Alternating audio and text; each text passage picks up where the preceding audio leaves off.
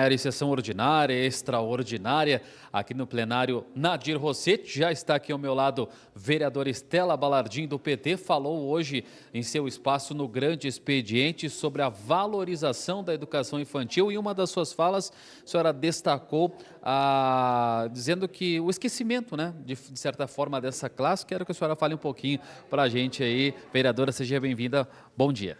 Bom dia, quem nos acompanha. Hoje foi uma sessão muito importante e falar de educação infantil para mim, que sou professora da educação infantil, é algo muito especial, porque a gente fala de uma parte fundamental na formação social, na formação pedagógica das nossas crianças. Então, se a gente tem a vontade e a missão de construir um futuro melhor para a nossa cidade, a gente precisa começar pela educação infantil.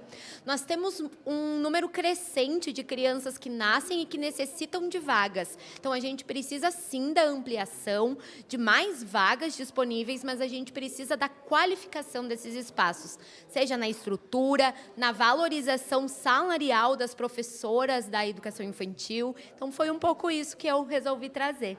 E uma das suas falas também, prestei bem atenção ali, que a senhora disse que até os 6 anos de idade a criança se desenvolve, né, socialmente, né, vereadora?